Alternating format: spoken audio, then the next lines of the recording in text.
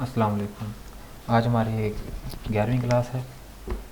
आज हम करेंगे क्वेश्चन नंबर 8 और 9 और आज हमारी 5.3 जो है वो मुकम्मल हो जाएगी। क्वेश्चन नंबर 8 है find the value of l and m if LX3 plus MX² -4 leaves remainder -3 and 12। इसको दो रिमाइंडर्स आ रहे हैं, ठीक है। इसका मतलब है कि इसको अलग अलग दो दफ़ा तकसीम किया गया है अलग अलग डिवाइज़र से, ठीक है। वो जो डिवाइज़र हैं वो हैं जी x-1 एंड x+2। यहाँ पर एक और चीज़ है रिस्पेक्टिवली, इसका मतलब ये है कि -3 जो है वो x-1 से डिवाइड करने से आया और 12 जो है वो x+2 से डिवाइड करने से आया, ठीक है। रिस्पेक्टिवली का मतलब ये है कि बिलतरतीब जिस तरतीब से ये लिखे हुए हैं उसी तरतीब से ये लिखे हुए हैं कि -3 आया ये x-1 से आया डिवाइड करने से और जो +12 आया ये x+2 से डिवाइड करने से। तो सिंपल सी बात है, हमारे सामने है कि हमारे पास एक पोलिनोमियल है, उसको हम डिवाइड करेंगे x-1 से, तो हमारा रिमाइंडर आना चाहिए -3। इसी तरह उसी पोलिनोमियल को जब हम x+2 से डिवाइड करेंगे तो हमारा रिमाइंडर आना चाहिए 12। तो शुरू करते हैं x-1 से। x-1 से डिवाइड करने के लिए इसको रखेंगे 0 के बराबर, वहाँ से x निकाल लेंगे, वो आएगा हमारा 1, ठीक है। और जहाँ जहाँ पर हमारी पोलिनोमियल में x है हम वहाँ पर अपनी पोलिनोमियल में अपनी किसी रकमी में, जिसे उर्दू में कहते हैं किसी रकमी, अपनी पोलिनोमियल में जो है वो हम x की वैल्यू 1 लगा देंगे, ठीक है। वो बन गया l इंटू 1 की पावर 3 फिर प्लस m इंटू 1² -4। इसको थोड़ा सोल्व करेंगे तो हमारी कुछ इस तरह की शक्ल बनेगी, यानी कि ये हमारा रिमाइंडर है। इससे ज़्यादा ये रिमाइंडर जो है हम इसको सिंप्लीफाई नहीं कर सकते, मुख्तसर नहीं कर सकते।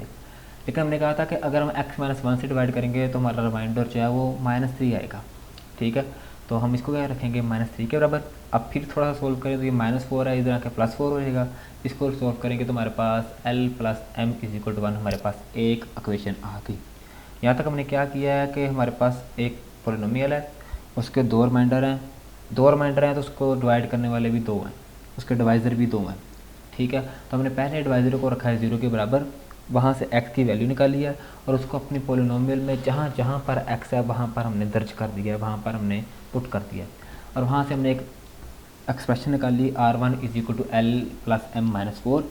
हमें पता था कि x-1 का जो रिमाइंडर है वो -3 है, तो हमने इसको -3 के इक्वल रखा, ठीक है। उसके बाद हमारी बन गई है वो l + m = -3 + 4 और इसको जब हमने थोड़ा सा और माइनस किया, यानी कि -3 + 4 को सोल्व किया, तो हमारे पास जो फाइनल क्वेश्चन आई है वो आई है l + m = 1।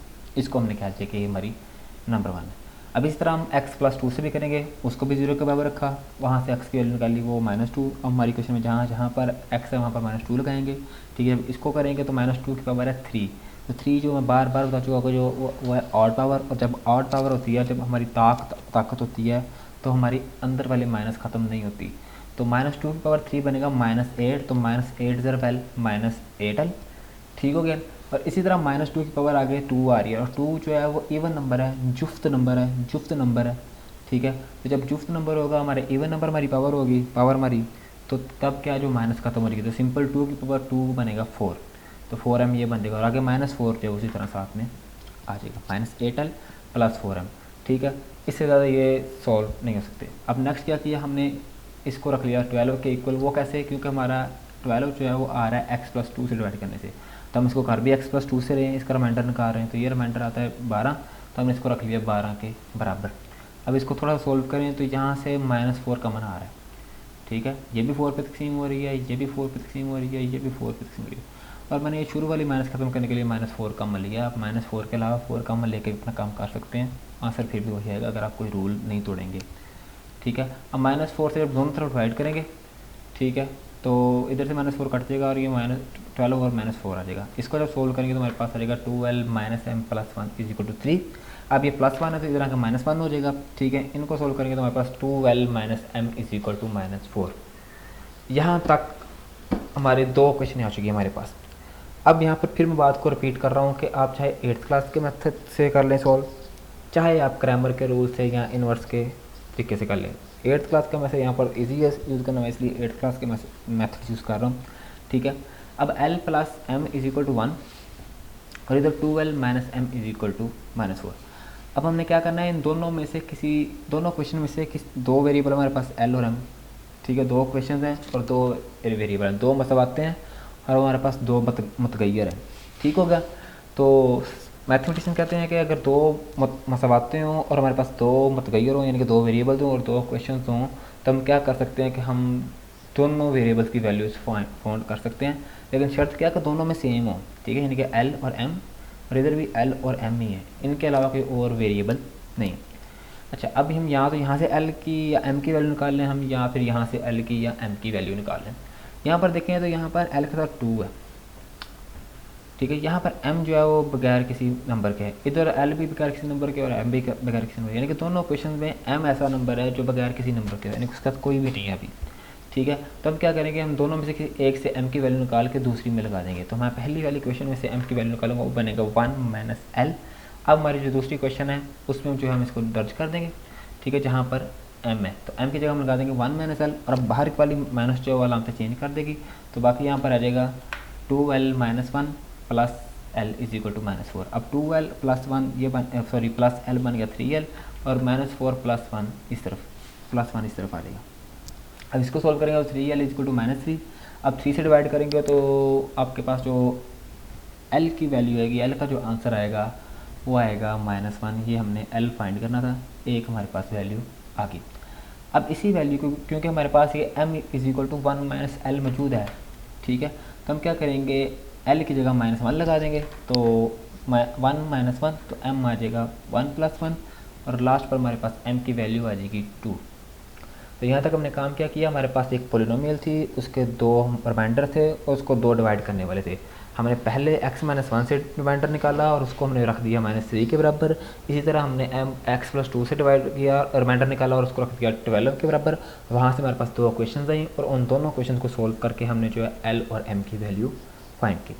नेक्स्ट चलते हैं क्वेश्चन नंबर 9 की जानब। इसमें है जी कि ax³ - 9x² + bx + 3a exactly divisible by x² - 5x + 6, find the value of a and b। ठीक है, एक पॉलिनोमियल है ax³ - 9x² + bx + 3a। वो कह रहा है कि ये पूरा तकसीम हो रही है x² - 5x + 6 से। अब पूरा तकसीम होने का मतलब तो यही है कि इसका रिमाइंडर जो है वो 0 आएगा। ठीक है, यानी हम इसका रिमाइंडर निकालेंगे, लेकिन हमें याद है कि हमने रिमाइंडर थ्योरम में पढ़ा था कि हम रिमाइंडर थ्योरम लगाते हैं जब हमारे पास जो डिवाइज़र है, जो डिवाइड करने वाला है, जो तकसीम करने वाला है, वो लीनियर हो, जिसे उर्दू में कहते हैं यकदर्जी, जिसका दर्जा 1 हो, जिसकी डिग्री 1 हो। लेकिन इस पर गौर करें तो यहाँ पर इसकी डिग्री 1 है, लेकिन यहाँ पर इसकी पावर जो 2 है, तो सारी बात है अगर पावर 2 है तो फिर इसकी डिग्री जो है वो 2 होगी, क्योंकि डिग्री जो होती है वो हाईएस्ट पावर होती है। यहाँ पर पावर 1 है, यहाँ पर पावर 2 है, तो हाईएस्ट पावर 2 ही है। ठीक है, तो इसलिए 2 इसकी डिग्री है। अब हमारे पास इशू ये है कि हमने जो रिमाइंडर थ्योरम यूज़ किया वो यूज़ किया है लीनियर डिवाइज़र के लिए, यकदर्जी तकसीम करने वाला जिसे कहते हैं। ठीक है, उसको हमने इस्तेमाल किया, यानी कि यकदर्जी जो हमारे पास एक फैक्टर कह लें या डिवाइज़र कह लें होता है। अब हम क्या करेंगे, हम पहले इसकी करेंगे फैक्टराइजेशन, ताकि इसमें से हम 2 निकाल लें। ठीक है, फैक्टराइज करेंगे तो फैक्टराइज करने के लिए हमारा पास वही मेथड जो हमने किया था, पेयरिंग मेथड। अब 2 नंबर ढूंढने हैं जिनको मल्टीप्लाई करें तो 6 बने, और इनको आपस में हम ऐड करें तो -5 बने। तो अगर आपको थोड़ी सी प्रैक्टिस की हो आपने पीछे और आपको याद हो तो -2 और -3 चाहे 2 नंबर ऐसे बनते हैं जिनको आपस में हम जमा कर दें तो -5 बनता है, और जिनको आपस में मल्टीप्लाई कर दें तो +6 बनता है। ठीक है, तो x² - 5x + 6 को इसमें कैसे लिखेंगे, x² - 3x - 2x। अब -3 और -2 जो है ये बन जाएगा -5, और ये +6 इसी तरह, और -3 0 2 ये +6 भी बन रहा है। ठीक है, अब इन दोनों में से x कॉमन आ जाएगा और इन दोनों में से 2 कॉमन आ जाएगा, बल्कि -2 कॉमन आएगा। तो पहले में से x कॉमन लेंगे तो बन जाएगा x - 3, और दूसरे में से हम -2 कॉमन लेंगे तो बन जाएगा x - 3। अब x - 3 फिर कॉमन आ जाएगा तो हमारे पास क्या आंसर आएगा फाइनल फैक्टराइजेशन का, x - 3 x - 2 2 फैक्टर्स हैं और दोनों आपस में मल्टीप्लाई हो रहे हैं। अच्छा, अब ऊपर उसने बात की थी कि x² - 5x + 6, यानी कि ये पूरी की पूरी पॉलिनोमियल इसको पूरा तकसीम करती है। अब एक और चीज़ की जानब चलते हैं, इसमें यह है कि एग्जांपल लेते हैं कि अगर हम जो है वो 45 को करें 15 पे तकसीम, तो 45 जो है वो 15 से पूरा तकसीम हो जाता है और उसका आंसर आता है 3 और रिमाइंडर आता है 0। ठीक है, तो अब 15 के हमारे पास 2 फैक्टर हैं, 3 और 5, 9 भी है, अगर 9 को देखा जाए तो 9 भी फैक्टर है, लेकिन फिलहाल बात कर लेते हैं 3 और 5 की। ये 3 और 5 दोनों जो है 15 के फैक्टर हैं, ठीक है। तो अगर हम अपने 45 को 3 से डिवाइड करें ये तब भी पूरा पूरा तकसीम हो रहा है, और इसी तरह अगर हम इसको 5 से डिवाइड करें तब भी ये पूरा पूरा तकसीम हो रहा है। मतलब ये है कि अगर आपकी कोई पोलिनोमियल जो है वो तकसीम हो रही है किसी दूसरी पोलिनोमियल से, अगर आपकी पोलिनोमियल किसी दूसरी पोलिनोमियल से तकसीम हो रही है तो वो उसके फैक्टर से भी तकसीम हो जाएगी पूरी पूरी, ठीक है।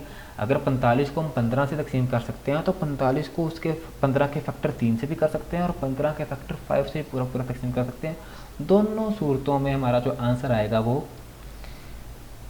रिमाइंडर जो आएगा वो 0 आएगा, ठीक है। तो अब इसी चीज़ को हम इधर अप्लाई करेंगे कि अगर जो है हमारी ये वाली पोलिनोमियल इसको पूरा पूरा तकसीम कर सकती है तो इसके जो हमने फैक्टर निकाले हैं ये दोनों भी इसको पूरा पूरा तकसीम कर सकते हैं। तो अब हम बारी बारी जो है वो इन दोनों फैक्टर से इन दोनों को पोलिनोमियल को तकसीम करेंगे। अब लफ्ज़ में फैक्टर यूज़ कर रहा हूँ तो फैक्टर का मतलब ये होता है कि इसका रिमाइंडर जो है वो 0 आएगा। तो पहले x-3 को रखा 0 के बराबर, वहाँ से x निकाला 3, जहाँ जहाँ पर हमारी पोलिनोमियल में x है वहाँ पर 3 लगाएंगे, तो a इंटू 3 की 3 माइनस 9 इंटू 3 की 2 प्लस b इंटू 3 प्लस 3 है। अब 3 के 3 बनेगा 27, तो 27 मल्टीप्लाई 27a, ठीक है। 3 का स्क्वायर बनेगा 9, 9 × 9 36 आ जाएगा माइनस का, और ये 3b आ जाएगा और ये 3a आ जाएगा, ठीक है। 27a minus 81 plus 3b plus 3a, और ये 3a एंड 27 ये बन जाएगा 30a, ठीक है। बाकी हमारे पास ये चीज़ आ जाएगी, हम माइनस 81 को बाद में लिख लेंगे, अपने वेरिएबल वाले 3b को पहले लिख लेंगे। अभी मैंने बात की है कि x-3 जो है ये फैक्टर है, तो फैक्टर के वजह से जो आंसर आता है और जो रिमाइंडर आता है वो 0 आता है, तो हम क्या करेंगे, हम इसको जो है वो 0 के बराबर लिख लेंगे, ठीक है। अब यहाँ से ही हम क्या करेंगे, हम निकाल लें, अगर वैल्यू थोड़ा सा इसको और सिंप्लीफाई करें तो देखें इसमें से कुछ कॉमन भी आ रहा है 3, ये भी 3 पे तकसीम हो रहा है 30, ये 3 भी 3 पे तकसीम हो रहा है, और माइनस 81 भी 3 पे तकसीम हो रहा है। तो 3 मैंने कॉमन लिया तो बन गया 10a प्लस b माइनस 27, ठीक है। 3 से डिवाइड करेंगे जब इस तरफ तो इधर से 3 कट जाएगा, और 0 को आप किसी से भी डिवाइड करते हैं तो वो 0 ही रहता है, इसलिए हमारा आंसर यहाँ तक हमारी क्या नाम है इक्वेशन की सूरत कुछ ऐसी हो जाएगी। अब 10a plus b minus 27 is equal to 0, इसको थोड़ा सा और सिंप्लीफाई करें तो 10a plus b is equal to 27 हमारी एक इक्वेशन बन चुकी है। मैं यहाँ तक थोड़ा सा दोबारा रिपीट कर देता हूँ कि हमारे पास एक पोलिनोमियल है जिसको एक और पोलिनोमियल डिवाइड कर रही है। अब जो पोलिनोमियल डिवाइड कर रही है उसकी डिग्री है 2। अच्छा, मैं थोड़ा सा यहाँ पर बता दूँ, इसे कहते हैं क्वाड्रेटिक इक्वेशन, क्वाड्रेटिक एक्सप्रेशन, दो दर्जी जुमला। क्वाड्रेटिक कहते हैं 2 जिसकी पावर 2 हो, ठीक है, 2 दर्जी जुमला क्वाड्रेटिक एक्सप्रेशन। तो यानी कि एक हमारे पास पोलिनोमियल है, उसको एक क्वाड्रेटिक इक्वेशन जो है इक्वेशन कह रहा हूँ, एक्सप्रेशन जो है वो डिवाइड कर रही है, ठीक है। तो अब क्वाड्रेटिक इक्वेशन डिवाइड कर रही है, लेकिन हमने जो पढ़ा था हमने फिर पढ़ा है पीछे लीनियर डिवाइजर, यक दर्जी जिसकी डिग्री ए को।